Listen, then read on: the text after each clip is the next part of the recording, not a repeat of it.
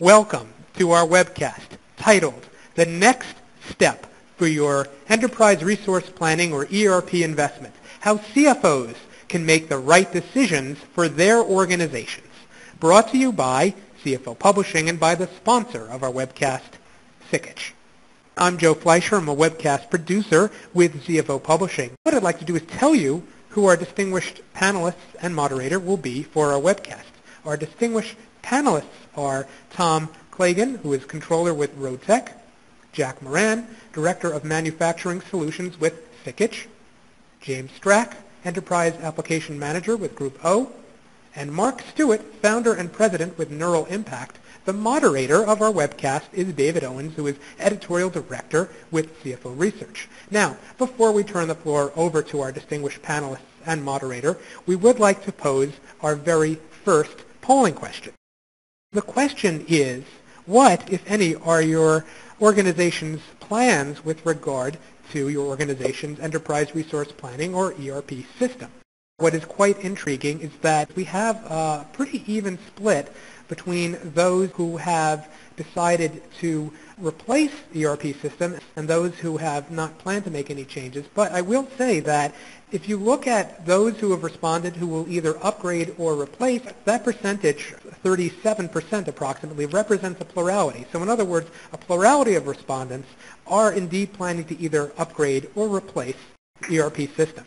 With that in mind, this is a great segue into the beginning of our discussion, and it is now my pleasure to turn the floor over to our moderator, David Owens, editorial director with CFO Research. Please give a warm welcome to him and to our panel. Thank you very much. Thanks, Joe, and welcome everybody. As we just saw, there is no one-size-fits-all for making decisions about ERP systems. And in fact making the right decision about the next step with the ERP system, whether that's enhancing aging systems or extending your current systems or replacing failing systems or even perhaps moving from a spreadsheet environment to installing your very first ERP system. All that will depend on each company's unique business concerns and requirements. And so given that, a good place to start probably is just going over the options that are available for upgrading or replacing ERP systems. And with that, I'd like to ask Mark Stewart to weigh in first. Mark? Well, thanks, David. You know, when organizations begin to entertain a change in their ERP system, whether it's replacing a new one or selecting one for the first time, there's a number of choices that they have. Upgrade the existing system they're already running, upgrade what they have with a completely new vendor, replace what they have with a new system that's implemented by the same implementation partner they worked with in the past, or go to a new ERP system with a new vendor altogether. So a lot of mechanical choices, and there's pros and cons of moving forward with each of those different choices. But on top of that, today, organizations also have to choose between continuing sort of to run their upgraded or new system in-house, on-premise, host it with a third-party provider, or move it to the cloud altogether. But what I can share from my own experience in working with organizations as they've gone through this selection process, regardless of which path organizations choose to go down, the reality is the risk isn't so much in selecting the system or even where it's going to be housed. The real risk really sits in the selection of the partner that you're going to be working with on an ongoing basis to really make sure that you extract the greatest amount of value from the investment that you're going to make in the project itself.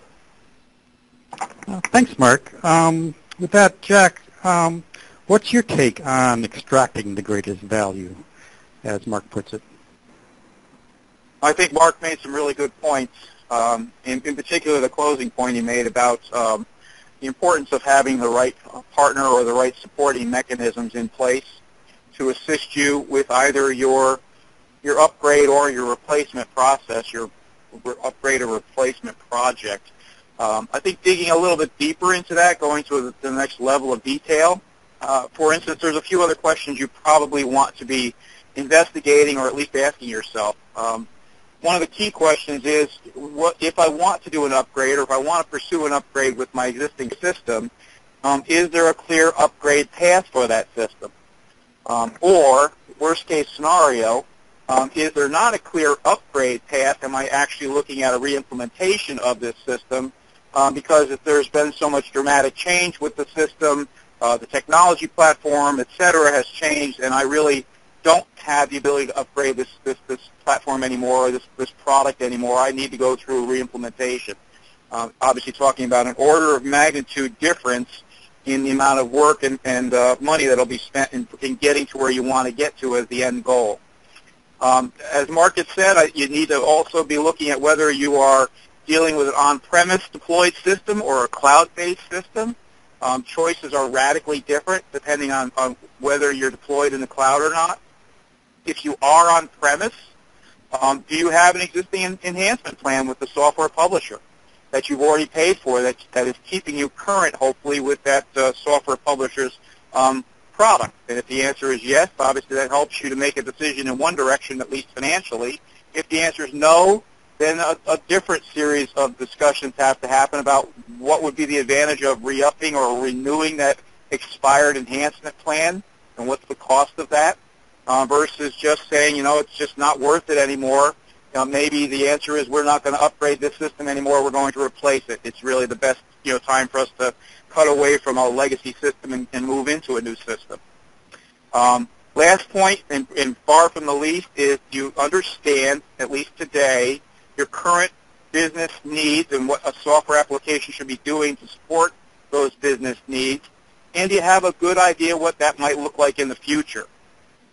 If you have some clarity around where you are today and probably even more importantly, some clarity around where you're going in the future, then the second question is, what will this system do to support me to get my business, to get my organization to where we want to be 2, 3, 5 years down the road? If the answer is it should support us, then that's obviously a check mark in the column of upgrade. If the answer is this system will just not get us to where we think we want to be 5 years from now or 3 years from now, then the check mark goes in the other column and fights against doing an upgrade and is basically telling you might need to look at a replacement. And then I guess I'll end this kind of deeper dive on just knowing your own organization and what's the capacity and abilities of your own organization to deal with an upgrade and the workload that an upgrade represents versus dealing with a brand new implementation of a brand new ERP solution. Obviously, again, order of magnitude difference as far as the burden that's placed on an organization, in most cases anyway, one versus the other. Thanks you very Jack. much. And we'll actually have an opportunity to explore many of these questions in more depth as we go through this presentation. But for now, James Strack, how would you sum up the decisions that a company faces? Sure. Well, thank you. Jack made many great points here. Two that I would reiterate is really whether, when you look at a ERP system, one of the questions to determine is how does it match with our business and potential growth for what the company will be doing. One of the things is to also look outside the box.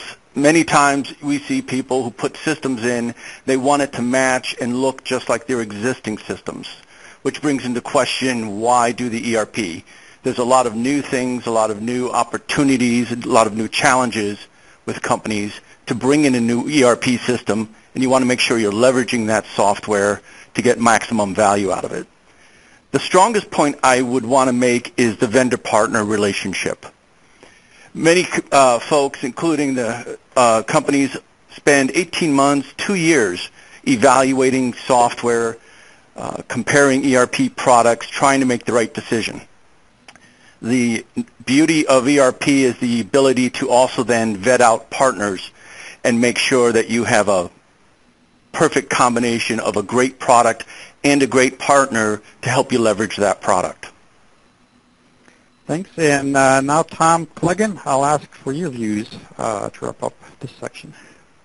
Well, certainly the previous three presenters have done an excellent job in identifying all the really important things that you need to consider.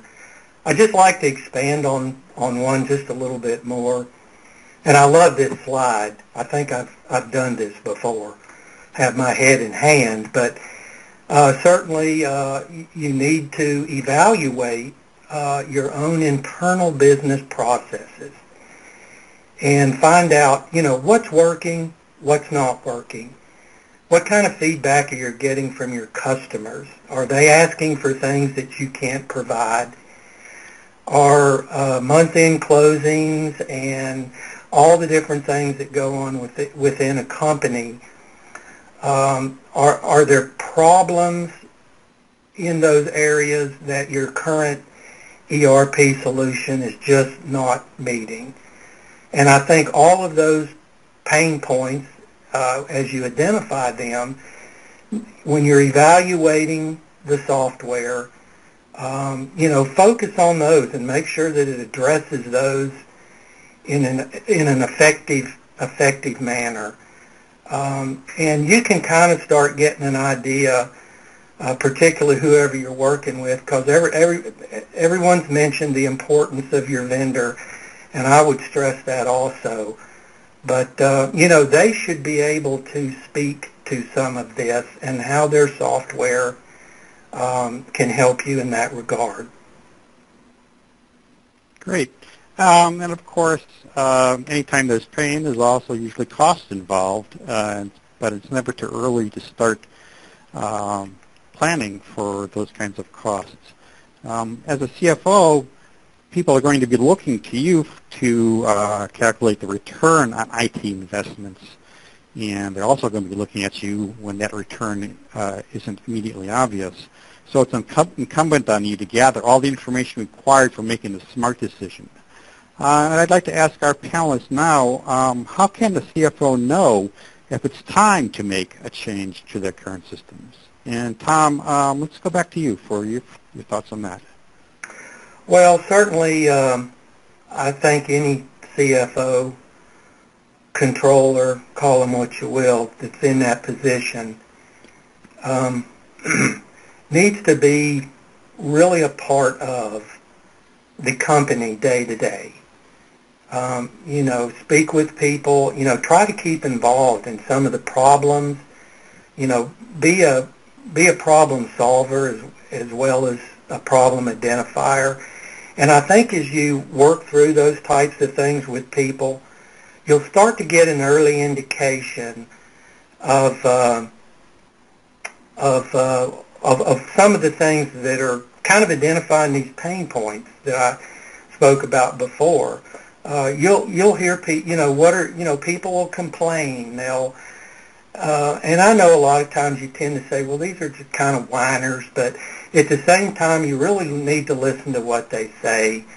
I come out of a world where I've always kind of supported my own system with developers and so forth.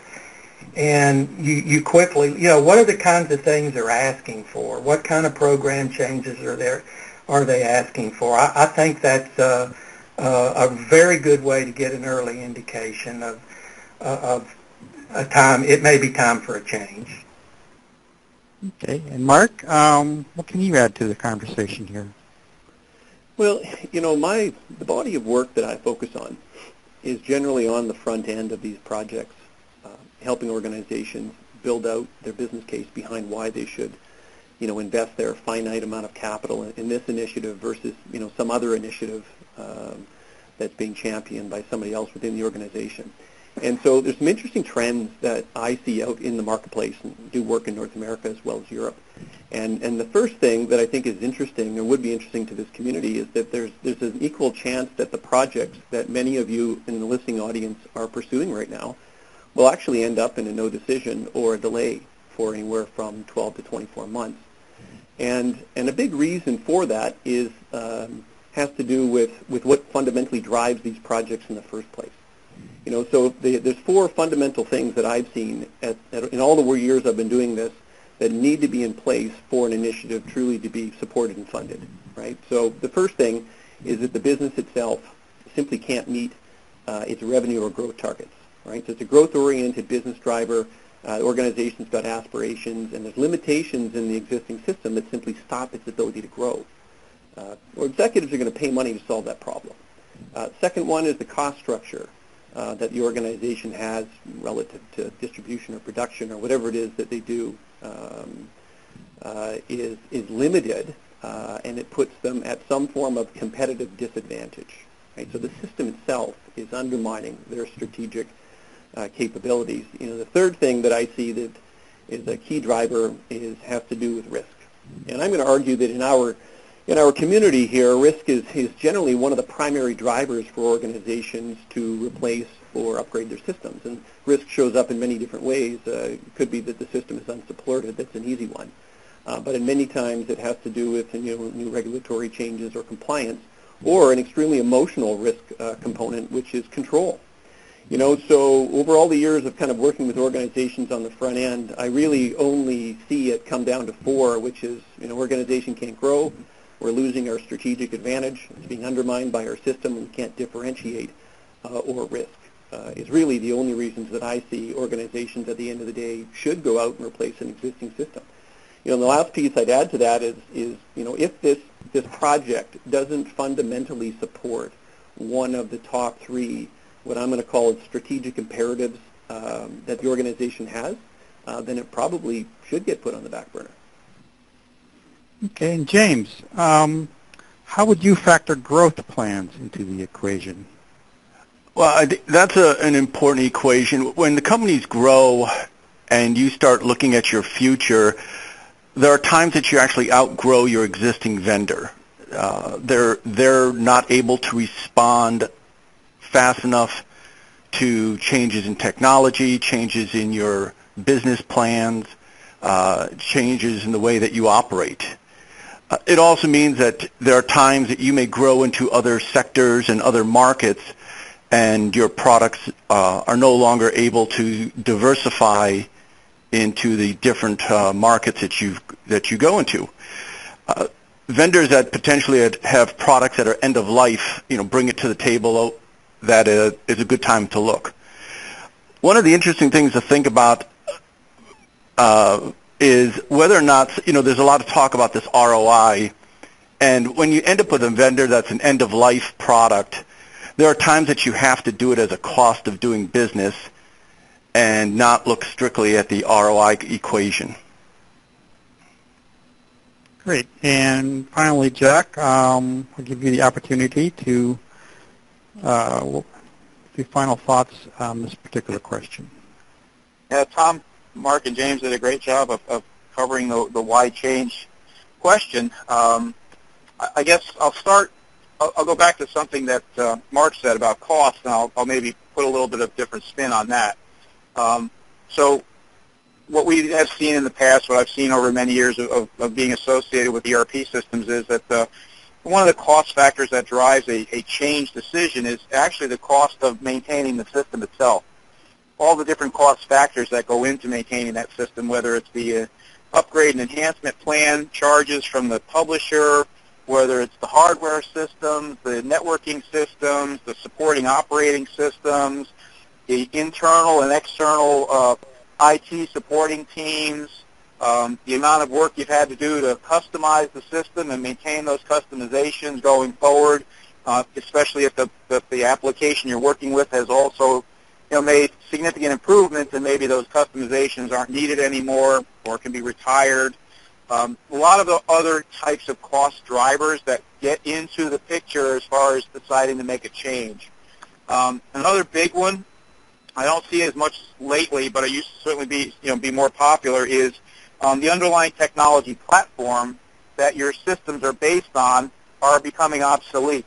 So it's not just about the software publisher having an end-of-life scenario. It could also be about the hardware platform that product runs on having an end-of-life scenario that you need to deal with or confront. We talked about the system meeting business needs and growing and evolving with your business. So that's a huge one. Very, very important to always be aware of that. It's not a situation where we want to be making that assessment once every handful of years. That's something a CFO or other chief executive type folks in a firm want to be aware of on a regular basis, and they want to maintain the temperature of their organization and its satisfaction with key mission-critical tools like their ERP system. For maintaining an organization and maintaining a good culture in your business, it's important to make sure that the folks are happy with the tools you're asking them to work with and retain that happiness over time. So I guess I'll leave it at that. Those are all a huge number of good reasons why you want to be looking at a potential change in your system. Thanks, Jack. And obviously there are any number of very complex questions that companies are going to have to address as they go into making this decision. And that leads us to our second polling question, which is focused on the role of the finance team in those kinds of decisions. Thank you very much, David. We want to find out with what aspects of valuation or selection, particularly with regard to ERP systems, is your finance team involved? Roughly close to 3/4 of respondents have indicated that the finance team does play a very active role, that is, in both evaluation and selection. This is actually really, really good news, and in fact, this helps make a very strong case as we continue our discussion, in particular about the CFO's role in ERP selection. That's certainly true, Joe, and here at CFO Publishing, for a few years, we've been tracking the changing role of the CFO as the responsibilities and roles and responsibilities extended to some perhaps non-traditional areas, including getting more involved in technology decisions. So, and in particular, we are seeing the role of the CFO evolving to be that of a change enabler, not just the person handing out the reports or writing the checks, but really working within the organization to make the most effective change. And so I'd like to ask the panelists in turn, what do you see are the different ways that CFOs can be involved in ERP selection? Jack, let's start with you, if we may. Okay, thanks, Dave. So I'll start by stating an obvious premise. ERP systems are mission-critical tools to your organization. An ERP system that is a poor fit for a business is an impediment to your success as a business. It can, in some cases, be worse than an impediment. It can actually cause, business failure or outright put you on the path to business failure if you've got a really bad match between your business needs and business requirements and the ERP system that's trying to fulfill on those business needs and business requirements. So it's not a decision to be taken lightly. It certainly deserves chief executive officer level attention from the CFO and from others that are running a business. The CFO, obviously, because of the nature of the position, has a more vested interest in looking at the financial ramifications of this decision, both the acquisition decision, the nature of the acquisition, whether it will be treated as a capital acquisition, whether you're going to go to a cloud-type environment and treat it as a series of monthly or periodic expenses. So basically understanding the nature of the spend and the investment, and then taking the organization through proper financial justification for that spend or that investment is a key role that I think any CFO in his organization or her organization should be involved in. And then obviously the other half of that equation is, the CFO and the CFO's organization are probably one of the primary users and the beneficiaries of an ERP system. So if you choose an ERP system or you're working with an ERP system that doesn't meet the financial needs of the company, doesn't meet the accounting needs of the company, doesn't meet the regulatory or the auditing requirements of the company, doesn't meet the reporting requirements of the company, then obviously the CFO and the CFO's organization have done themselves a disservice relative to either acquiring or working with that ERP system. Thanks, Jack. Now, Mark, what are your thoughts on the CFO role? Yeah, I'm going to build a little bit on what Jack shared, and also build a little bit on some of my earlier comments that, the only reason to really engage in this type of initiative is if it is really of a strategic nature. Sure, there's going to be some compliance reasons to move off, legacy systems, but while that may be the case, we also want to make sure that you extract the most business value out of the initiative at the same time. And so my belief is always that the CFO or the controller or the senior financial executive in a company, they're a member of the leadership team for a reason, and it's their strategic perspective and vision and view of where the business is going to go into the future needs to be brought to bear on this project, even if at the end of the day the majority of the focus is on a different part of the business. So at a strategic level, I think they're absolutely critical to their participation. But the other reason is really because, at the end of the day, CFOs own an organization's risk. And they make choices every day about whether they're buying down risk or buying more risk in the business. And so their perspective when they look at these initiatives is going to be radically different, almost a contrarian perspective really, than what a line of business lead or an executive would look for. If I'm running a warehouse or a distribution center and I've got an old system and I need something new, all of this new technology is going to look fascinating and so much better than what I have today. Right? So I'm going to be somewhat biased in looking at those demonstrations and engaging with vendors. And so what I think the financial organization brings to the table really is that risk perspective. And that's project risk, it's solution risk, it's industry knowledge risk, budget risk, business case risk, all of those components. And I don't think there's a role in the organization better than the CFO to really add that perspective. That being the case, from a business case and an accountability perspective, my belief and my experience shows me that CFOs should really only lead the project if the solution set they're looking for is fundamentally focused on financials. Otherwise, the line of business leader should really drive and own the initiative, as at the end of the day, they're going to be responsible for driving the business case that comes out of it. That's interesting. As we had a comment from one of our listeners on the last polling question who said that that we should have included a choice for finance as a champion, not just an evaluator or a decision maker. And so I think that that kind of role touches on many of the things you've been talking about. But Tom, I see that you have a point of view on the CFO role as well. If we could hear your thoughts. I think without question the CFO should be involved in all phases of the project. As I alluded to a little bit earlier, hopefully they know their business from top to bottom and side to side, so they can bring that perspective across the whole realm.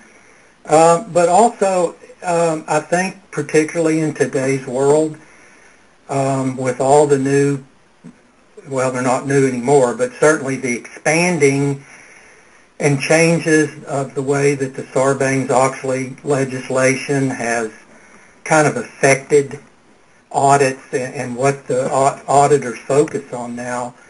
More and more, it's a little bit less about kind of check the box and make sure the tick and tie and all that. And they're getting more into the business processing and testing processes. And certainly here recently, more and more taking a harder look at IT and the ERP system and looking at system access, looking at roles that the different users have with that granted, with the access granted.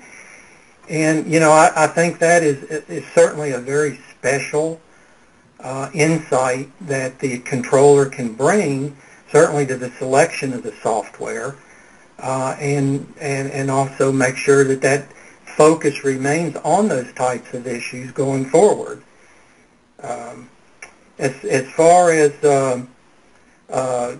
leading the team, yeah, I mean, if he's the best choice, again, as Jack said, it kind of depends on what the focus of the implementation is, but I would imagine that most of the time, certainly the CFO would be an excellent person to lead the team.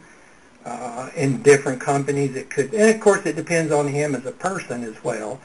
You need a special person to lead that team, and maybe there's a better choice in some companies, but certainly the CFO should get a real shot at it. But certainly one thing we are all talking about is that it takes a team. Finance is, of course, not going to be doing it on their own. And so, James, with that in mind, I'd ask you to look elsewhere in the company. Who else needs to be involved? Most parts of the business should be involved in this process. Certainly the CFO plays a huge role in this process.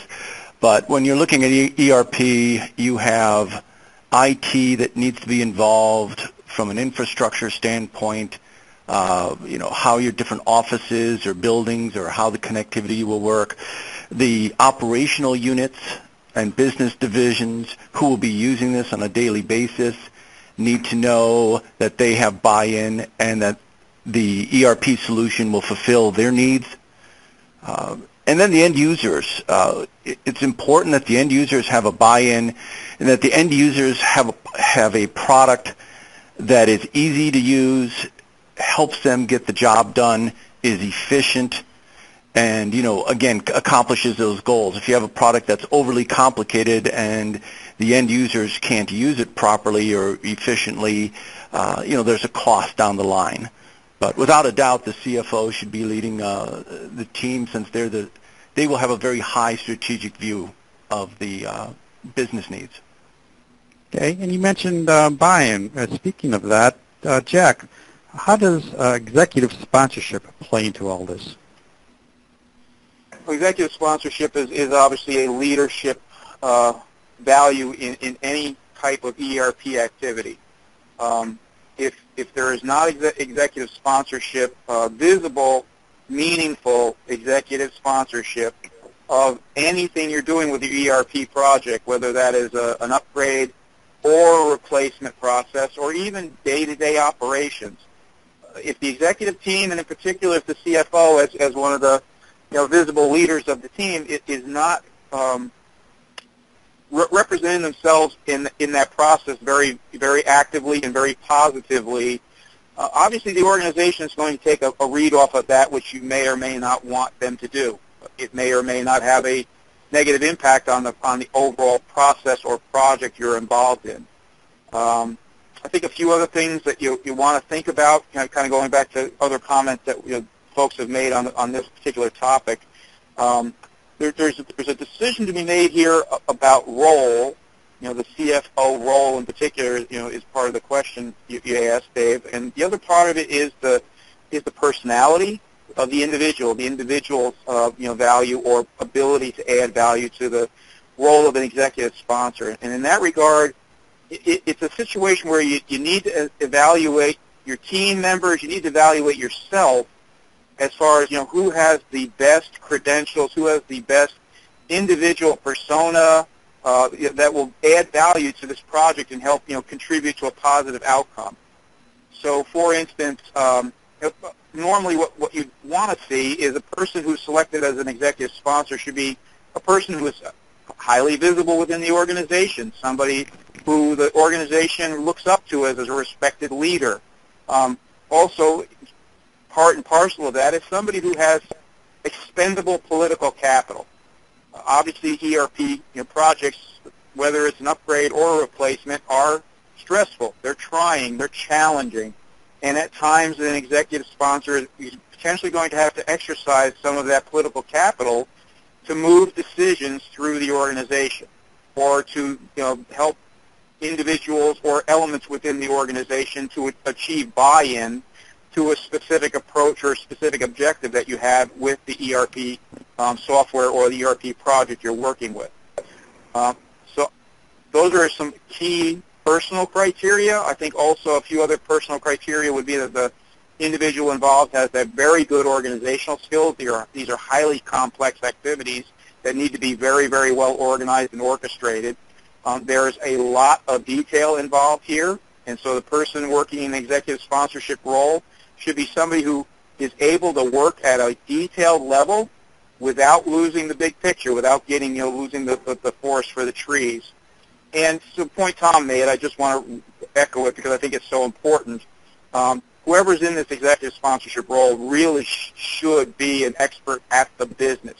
Because they don't have to be a subject matter expert at a specific function within the business, but whoever's taking on this role should really understand the business and be able to apply that knowledge to all the different things that will go on with your ERP system as you move forward with it.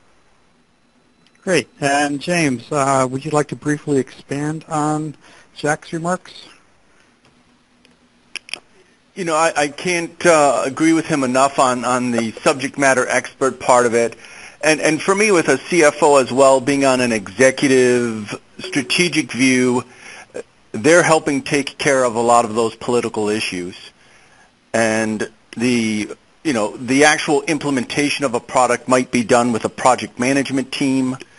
So when there's issues or concerns or there's conflict, that CFO is available to help settle those problems or help make decisions and help steer things in the direction that's in the best interest of the company for its growth and its overall business goals.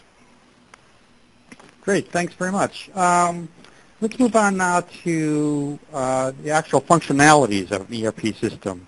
What type of capabilities and functionalities are top of mind for the CFO today? And let's go back to you on that one, Jack. Okay, sure. And obviously, I guess I'll preface my statement by saying, this is an area, that will transition as everything in our lives today are dictated and dominated by change. What has been and what is important to a CFO relative to an ERP system is also subject to change, so we're just kind of taking a snapshot in time here. Kind of playing to that snapshot theme, though, some things are just givens. So GL, AR, AP, banking have always been and will probably forever and ever and ever always continue to be important aspects of any ERP system you're working with. An example of where there's been some change, taking the other aspect, is around treasury management. For instance, ERP systems, most ERP systems in the past were not very rich or feature capable when it comes to treasury management functions, and that has changed. ERP systems have matured, they've grown in this area, they've gotten much more capable and much more competent, so you have reason to expect a lot more from your ERP system in the area of treasury management. Another area where a few other areas where that potentially could be the same would be, for instance, budgeting and financial forecasting, project management, whether that's internal projects, external projects, or combinations thereof. As systems have become much more globalized, their ability to handle taxation and regulatory compliance on a multinational, multi-region basis has gotten much more powerful. And I guess the last area I'll point to anyway is what the expectations are as far as outputs from the system. So back when I started in this process, my expectation coming out of a system was I was going to kill a whole bunch of trees, generating reams and reams and reams of green bar reports. That is obviously not an expectation most CFOs would enter the picture with today. Today it's more about what types of ad hoc, real-time, dynamic business intelligence can I put in front of my executive team, my stakeholders, and probably just as important, if not most important, my actual day-in-the-life users, the folks that are out there helping run the business on a day-to-day basis. How can I provision them with trustworthy, quality data that's helping them to do their jobs and helping them to make decisions that we want them to make to advance the interest of the business or the company? And that relates, I think, to the accuracy of the data that you are both putting into the system and extracting from it. And James, I think you have some views on that in particular. Yes, the accuracy is ultimately what needs to be a focus. Ultimately, most ERP systems are going to boil back down to an accounting system, and we're going to produce information so a decision can be made. And the complexity of the implementation of an ERP really requires that accounting focus to say, as we process simple things like all your invoices, all your orders, how do all of these items feed back so that we can make a business decision based upon our financial reporting? So that accuracy of data, I think, is just paramount, and that's where the accounting team and the CFO team have to be involved to know that from the very beginning, everything is structured properly and organized properly. And the controls to make change management and audit decisions are high on the list for CFOs. They want to be able to comply with any changes in rules, regulations, and changes in the way the industry works. And thinking at it a bit broader level, Jack mentioned business intelligence. So Mark, where would business intelligence capabilities factor into the decision process? The harsh, all due respect, to the software publishing world, but core ERP has fundamentally become something of a commodity. It's really quite challenging to sit through multiple demonstrations and at the end of it really point at one and say, this organization's got something that the rest of them don't. And so, my experience has been that given that core ERP functionality is pretty much consistent across the majority of what I would look at as the commercially successful ERP providers out there, I really want to echo what both Jack and James were saying as it relates to business intelligence and decision making. Like I think the tipping point, so to speak, as it relates to which solution set you want to move forward with or which partner you want to work with, really comes down to who can help you get the most valuable information out of this core business system that's going to fundamentally drive the business forward. So organizations that kind of limit their selection criteria to really the business processes that are involved in the majority of the ERP systems and don't put as much time or energy into the business intelligence side of it on the back end are, I think, kind of missing the boat. So as it relates to, picking implementation partners, put as much focus and energy into understanding, what those implementation partners can do as it relates to their deep experience with business intelligence as you do, focusing on their past success implementing core business systems. And finally, on this topic, Tom, where else would you look to find value in ERP implementations? Well, certainly everything everybody said to this point is excellent. And I won't repeat repeat it, but I would just like to add one more point. Well, here I see this next slide's up, so I'll go ahead and speak about it. I think it's important in today's world, it's, for whatever reason, I think it's, and again, a lot of these are commodities that are going to be in any decent ERP system you're looking at, but speaking strictly from the accounting department, I think it's important that that month-end closings be fast. It seems like less than 5 days is sort of the standard now. And obviously they need at the same time to be accurate and reliable. The systems need to be fully integrated so that many, if not all, or certainly most, of the transactions that take place end up in the accounting department so that you're not doing all this manual stuff, looking at subsystems and spreadsheets and unconnected databases and trying to come up with the information you need in order to close quickly. And one more thing that I would add here, and it kind of goes back to what I said before about Sarbanes-Oxley and kind of the new view the auditors are taking. And this may be something that's not a commodity, but I think it's certainly important when you're looking at new ERP systems in today's world. How does it handle roles? How does it handle system access? Can you really organize this in such a way that you can show the auditors we have a very secure system, people are not getting access they shouldn't have, they're not posting transactions that they shouldn't, they don't have access to information that they shouldn't, and that's becoming more and more important, I think. Great. Thanks, Tom. And that leads us to our last polling question. which will lead us into our next topic, cloud versus on-premise systems. Well, thank you very much, David, and of course to our panelists. This is the last polling question we will pose. The question is, what, if any, is your organization's preference for implementing an ERP system? What we can see is a plurality have indicated cloud-based is preferable, although I would say a relatively significant percentage have indicated on-premise is preferable. What's also interesting is that close to a fifth of respondents have indicated that they do not have a preference. And so with this in mind, this is a great segue into our last topic, which is cloud versus on-premise ERP systems. Sure, and this obviously is a very important topic on the CFO's mind, not just the CIO's mind. And so with that, I'll ask our panelists if we can quickly move through basically the pros and cons of pursuing a cloud versus on-premise strategy. Mark, let's start with you, if we may. Sure.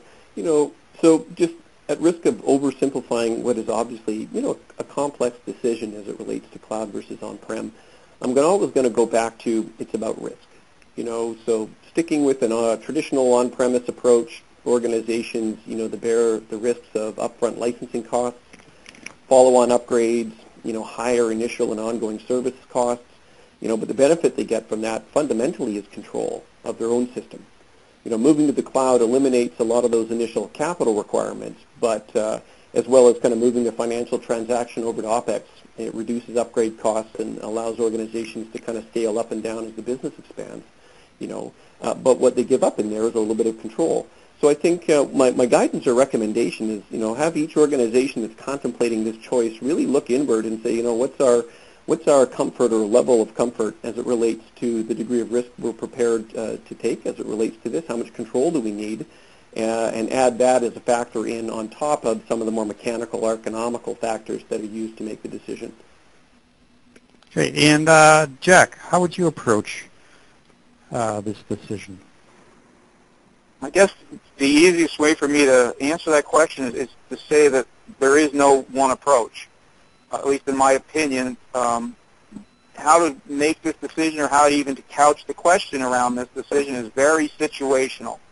I'll just go back and reflect on the poll outputs we just had. So with folks leaning more towards cloud-based type deployment scenario versus an on-premise deployment scenario, in my experience, that tells me, certain things about the nature of some of the folks and what the businesses are that they are engaged in that would lead them to favor cloud over on-premise.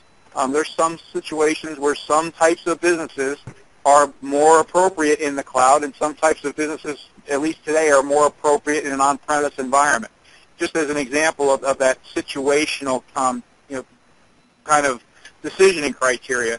Other situational variables are, for instance, what's the nature of the current cash flow scenario within the company, availability of capital to actually acquire licenses versus the need to expense those licenses or expense that functionality across a monthly subscription type of cash outlay.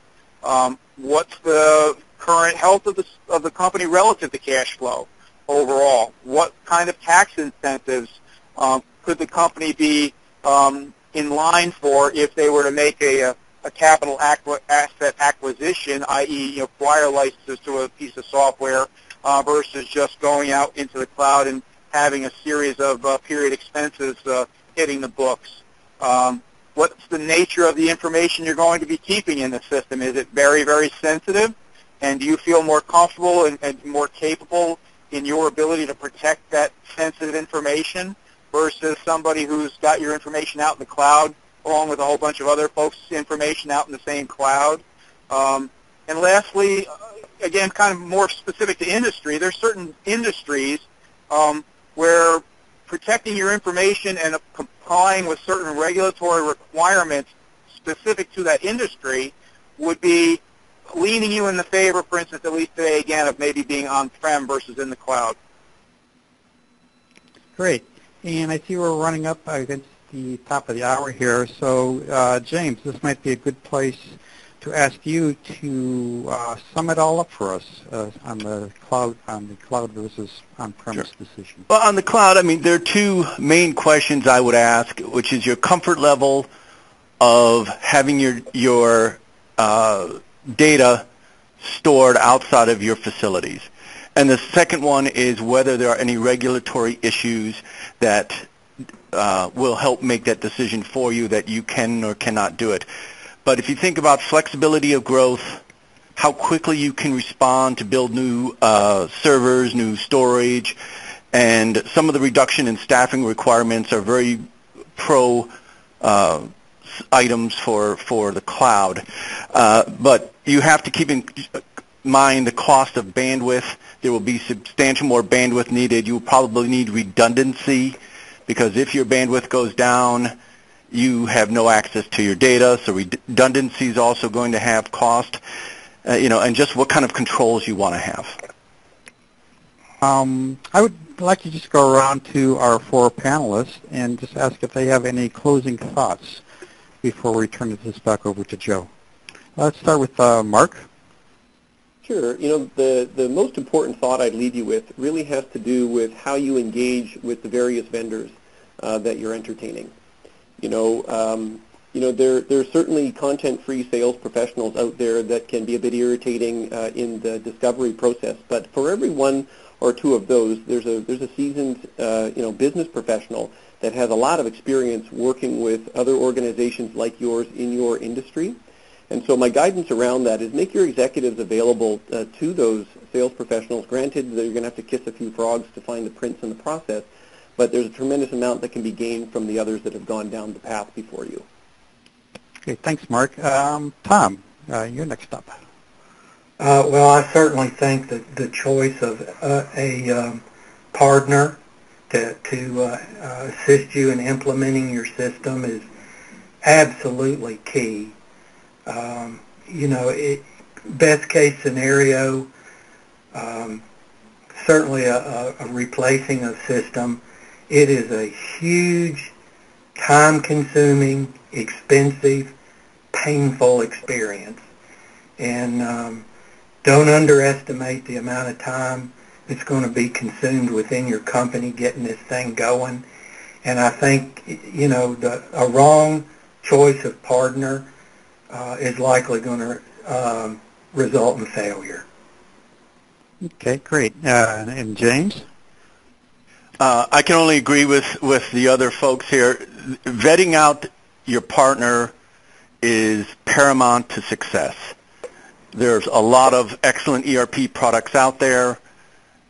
The vendor is going to help you leverage that product. They're going to bring to the table the knowledge of the product, the depth of the product, and help you maximize that investment in that technology. Checking references, validating that, how many other clients do they have of similar size or similar industry, and really get to know the vendor's depth and breadth of product knowledge is absolutely paramount. Great. And now, Jack, as the position of honor, you're with our sponsor, Sikich, for this webcast. Can we have your concluding thoughts? And perhaps you can tell us a little more about Sikich as well. Sure. I'll try and do this quickly, but I guess the last piece of guidance I give to the audience is one of understanding. Understanding your partner, so several folks have spoken to that, and I'll just echo that. Understanding your solution provider, your vendor, and understanding yourselves, understanding your own organization, its strengths, its weaknesses, and its capabilities. Basically, the decision-making process, for me anyway, rotates around those three core factors, and how you evaluate those factors will guide you, or at least set you on the right path to making a good decision. How you actually go through the process of establishing a comfort level in each one of those three areas, I guess I'll just make it an offer, an idea, or offer this as a possibility. Over many, many years, the methodology of choosing partners and choosing product was highly based on, going out and doing reviews. In the case of software, those reviews might be demos. In the case of partners, that might be looking at customer referenceability, et cetera, et cetera. Same thing with your internal organization. You're looking at your own internal abilities to deal with this stuff. stuff, and you're probably making certain judgment calls and assumptions that you don't have a whole lot of good information to use to validate it. So what I've seen companies do lately, or at least it's been a much greater level of activity in this area than I've ever seen before, is a lot of companies, instead of going through very, very complicated selection processes for both their software and their partner, their consulting team, they've basically taken advantage of the internet. They've taken advantage of all the information that's out there in the public web today. They do a lot more homework nowadays to understand their choices and refine their choices on what software and what partner they may want to work with. And based on that new level of information, a new level of knowledge that was not previously available to past generations, they now engage in what's called a proof of concept type of activity, where instead of going through 5, 6, 7 different software demos, for instance, they may go through and work with a partner, come up with a scripted environment which is specific to their business needs, specific to their business processes, and ask the solution provider, one or two of them, to give them a very specific, multi-day presentation in some cases on just how you're going to meet my specific business needs, versus just showing me the wonderful things about your software and hiding all the bad things about your software. So I guess I'll just leave that as a final thought for folks to kind of cogitate on as far as how to move forward in this project or environment that they're looking at tackling. And I guess the advertising minute here from your sponsor, Sikich. I want the audience to know that Sikich is a leading accounting, advisory, technology, and managed services firm. We are headquartered out of the Chicagoland area, but we do have 600 employees that are distributed across the U.S. in 11 offices. And we rank as one of the country's top 35 largest CPA firms. We are also one of the country's leading technology services firms. So specific to the topic of today around ERP, we are one of the leading consultancies around ERP selection and ERP deployment. So if folks have any further interest in any of these topics, you're welcome to follow up with us at Sikich. You'll find us out on the web at www.sikich.com. Thanks, Jack. And Joe, I'll turn it back over to you now. Well, thank you very much. I want to thank our moderator and our panel. I would like to invite you to join us. We will have a webcast sponsored by Sikich Investment Banking. The title of the webcast is What CFOs Need to Know About Evaluating Strategic Expansion, and this one-hour webcast will take place on Wednesday, October 22nd, starting at 2 p.m. Eastern Time. And again, we invite you to register, and you can find more information about this webcast in the webcast section of CFO.com. I'm Joe Fleischer. I'm a webcast producer with CFO Publishing. And on behalf of our very distinguished panelists, Tom Klagan, Controller with Rotec, Jack Moran, Director of Manufacturing Solutions with Sikich, James Strack, Enterprise Application Manager with Group O, and Mark Stewart, Founder and President of Neural Impact, as well as our moderator, David Owens, Editorial Director with CFO Research. We all very much appreciate your joining us for our webcast. The next step for your ERP investment, how CFOs can make the right decisions for their organizations. Brought to you by CFO Publishing and by the sponsor of our webcast, Sikich. We thank you for your time, and we hope you enjoy the rest of your day.